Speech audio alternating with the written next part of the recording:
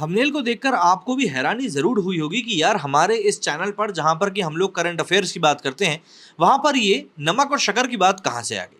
देखिए, नमक और शक्कर जिस तरीके से करंट अफेयर हमारे जीवन का एक ऐसा अंग है जिसको कि हम चाहकर भी अलग नहीं कर सकते, शक्कर और नमक भी कुछ वैसी ही चीज है।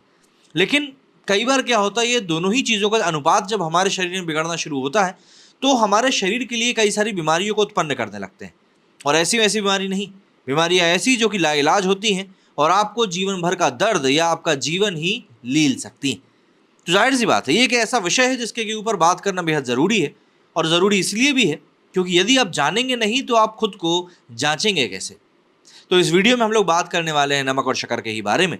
लेकिन इस बात के ऊपर बात शुरू करें उससे पहले यदि अभी तक आप लोगों ने मेरा पॉडकास्ट नहीं देखा है तो जाकर उसको ज़रूर देखें।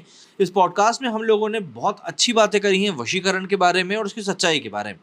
डिस्क्रिप्शन में आपको इसका लिंक मिल जाएगा और साथ ही साथ आई बटन पर जाएंगे तो वहाँ भी आपको इसका लिंक मिल जाएगा, तो उसे जाकर ज़रूर देखें और पसंद आए तो चैनल को सब्सक्राइब ज़रूर करें। अब देखिए, अगर हम लोग बात करें नमक और शक्कर की तो कच्चा नमक खाना दिल के लिए खतरनाक होता है। इसी तरह चाय में ज़्यादा देर तक चीनी डालकर उबालना भी घातक होता है। आज की इस वीडियो में हम लोग जानने की कोशिश करेंगे कि नमक और चीनी की खाने के हेल्दी तरीके कौन कौन से होते हैं और इससे जुड़े हुए रिस्क फैक्टर कौन कौन से होते हैं। सबसे पहले, अगर आप चाय में चीनी को डालकर उबालते हैं तो आपको सतर्क रहना चाहिए। आपने अक्सर मूवीज में देखा होगा कि लोग चाय जब बनाते हैं तब उसमें चीनी का एक दो क्यूब डाले, वहीं हिलाया और पी गए। उबालते हुए आपको नहीं दिखेंगे वहां पर चीनी को डालकर। तो ऐसे में अगर हम लोग मोटे मोटे तौर पर बात करें तो देखिए, चीनी को सफ़ेद जहर कहा गया है, ये बात हम सभी जानते हैं। कच्ची चीनी खाएं या उबाल कर, किसी भी रूप में चीनी सेहत के लिए ठीक नहीं है। लेकिन जब चाय पत्ती के साथ चीनी भी डालकर उबालते हैं तो इसका खतरा दुगने से भी ज़्यादा हो जाता है। दरअसल सिंपल शुगर जैसे फ्रक्टोज और लैक्टोज आसानी से टूट जाते हैं और तेज़ी से ब्लड में मिल जाते हैं।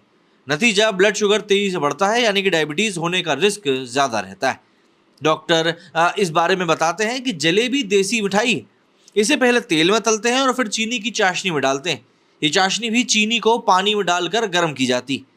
चूँकि चीनी पहले से प्रोसेस्ड होती है, उसमें फॉस्फोरिक एसिड मिला होता है। जब इसे पकाते हैं तो चाशनी भी जहरीली हो जाती है। इस चाशनी के साथ तेल का कॉम्बिनेशन और ज़्यादा खतरनाक होता है।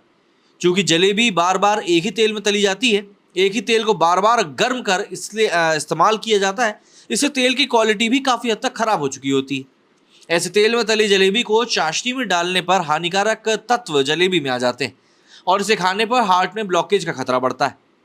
केवल जलेबी ही नहीं बल्कि इस तरह की और भी जो मिठाइयाँ होती हैं उनमें भी यही खतरा व्याप्त होता है। अब अगर हम लोग कैलोरीज की बात करें तो देखिए, चीनी सिर्फ आपको कैलोरी मिलती है, कोई न्यूट्रिशन तो मिलता नहीं है, क्योंकि चीनी को एक एम्प्टी कैलोरीज वाला फूड माना जाता है। इसमें कैलोरी है लेकिन कोई दूसरा न्यूट्रिशन नहीं। चीनी बर्नआउट नहीं हुई तो फैट में बदल जाएगी, इससे मोटापा बढ़ेगा, कोलेस्ट्रॉल लेवल, इंसुलिन रेजिस्टेंस बढ़ने की शिकायतें होंगी। डाइटिशियन इसके बारे में बताते हैं कि चीनी ही नहीं बल्कि शहद, ब्राउन शुगर, गुड़ भी अधिक मात्रा में ली जाए तो शरीर को नुकसान ही पहुंचाती।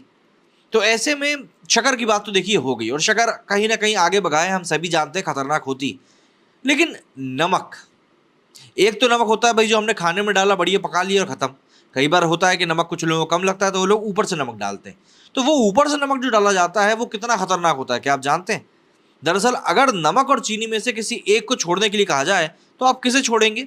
ऑब्वियस सी बात है, नमक को छोड़ना कठिन होता है तो आप चीनी को छोड़ना ही सही समझेंगे। लेकिन चीनी के बिना ज़िंदगी एक बार कट भी सकती है, पर नमक के बिना भाई काफ़ी कठिन है। मांसपेशियाँ, किडनी, ब्रेन, हार्ट, इन सबके सही तरीके से काम करने के लिए शरीर में सोडियम ज़रूरी है। सोडियम नमक से मिलता है, Na इसका केमिकल फॉर्मूला है। अगर किसी के शरीर में नमक की मात्रा कम हो जाए वो हाइपोनेट्रियम का शिकार हो सकता है। इसमें ब्लड में सोडियम की मात्रा बहुत कम हो जाती है। अपोलो हॉस्पिटल हैदराबाद में न्यूरोलॉजिस्ट बताते हैं कि कई लोग कच्चा नमक ऊपर से खाते हैं, जैसे मूंगफली या अमरूद के साथ, या फिर सलाद या चिप्स में भी नमक छिड़का जाता है। अगर कोई नियमित रूप से ऊपर से नमक लेकर खा रहा है तो उसे हाई ब्लड प्रेशर होने का रिस्क सबसे ज़्यादा बढ़ जाता है। ब्लड प्रेशर बढ़ने से कई बीमारियां हो सकती हैं, जैसे कि स्ट्रोक, किडनी, आंखें खराब होने का खतरा और भी ज़्यादा बढ़ सकता है।